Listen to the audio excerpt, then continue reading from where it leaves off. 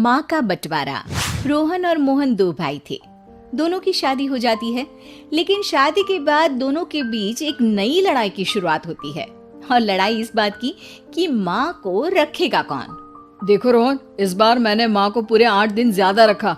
तुम समझ सकते हो कितनी तकलीफ होती है। कैसे कैसे करके तो मैं घर चला रहा हूँ। अरे वाह भैया वाह, 8 दिन ज्यादा में तो आपका बजट खराब हो गया।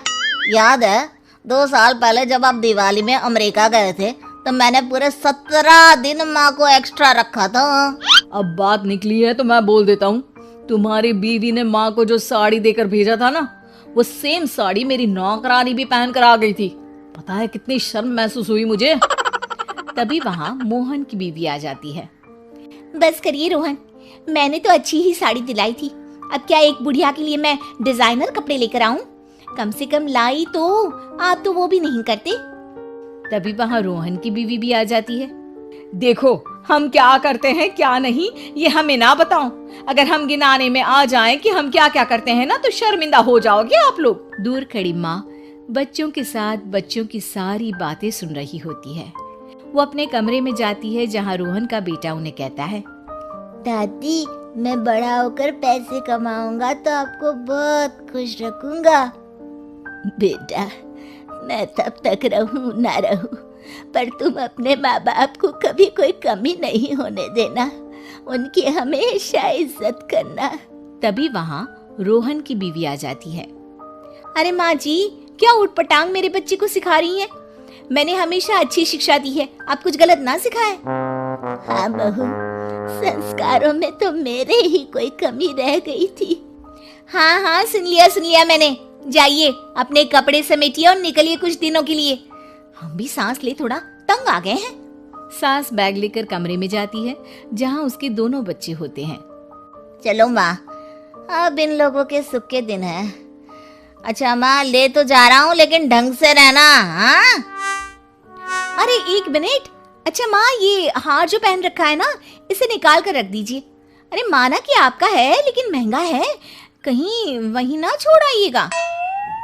भाभी, ये हार माँ को पापा ने दिया था। मरने से पहले तो वो ये हार निकालेंगी नहीं, तो हार का ख्वाब तो आप छोड़ ही दे। ये बोलकर वो लोग वहां से निकल जाते हैं।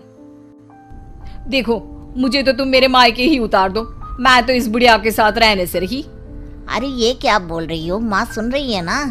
सुन रही है तो सुने ना, डर नहीं पड़ा मुझे किसी का। अरे बेटा जरा साइड में रोक ले, मैं सामने मंदिर दिख रहा है ना, वहाँ भगवान को हाथ जोड़कर आती हूँ। मोहन गाड़ी रोक देता है। माँ उतर जाती है। धीरे धीरे चलते हुए वो उन दोनों से काफी दूर निकल जाती है। काफी देर तक माँ वापस नहीं आती तो मोहन उन्हें ढूंढने उतर जाता है। अब ये माँ कहाँ चली गई? अरे पता भी है कि अभी दूर जाना है, लेकिन अपने सिवा किसी और के बारे में सोचती नहीं। मोहन कार से उतरता है, लेकिन उसे कहीं भी माँ दिखाई नहीं देती। अरे माँ कहीं नहीं दिख रही, पता नहीं कहाँ चली गई। अच्छा है ना, तो जाने दो ना, लेट हो रहा है और मुझे नींद भी आ रही है, घर चलो बस। दोनों वहां से चले जाते हैं। 2 महीने बाद रोहन मोहन के घर आता है। मोहन, आज माँ को लेने आया हूँ। मैं नहीं चाहता था कि एक भी दिन लेट हो, और तू मुझ पर माँ को रखने का एहसान दिखाए। अब लेकिन माँ मेरे पास नहीं है। माँ नहीं है मतलब? वो तो मेरे पास भी नहीं है। कहाँ गई माँ? वाह, कभी माँ की चिंता की? 2 महीने से तो एक फोन भी नहीं किया, आज माँ की टेंशन दिखा रहे हैं आप। मोहन रोहन को सारी बात बता देता है। दोनों भाई साथ बैठ जाते हैं। चलो जो हुआ अच्छा ही हुआ, कम से कम हम शांति से तो जिएंगे। हाँ, अफसोस तो बस उस हार का रह जाएगा जो वो साथ ले गई। उधर माँ शांति से एक वृद्धाश्रम के बेंच में बैठी होती है। गले में हार नहीं होता क्योंकि उसी को बेचकर वृद्धाश्रम का किराया दिया होता है। इस कहानी में किसी को कोई सीख नहीं मिली, ना ही किसी को कोई सबक।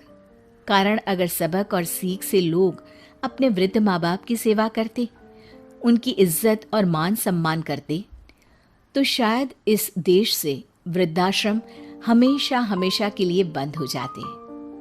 तो इस कहानी का अंत यही स्वीकार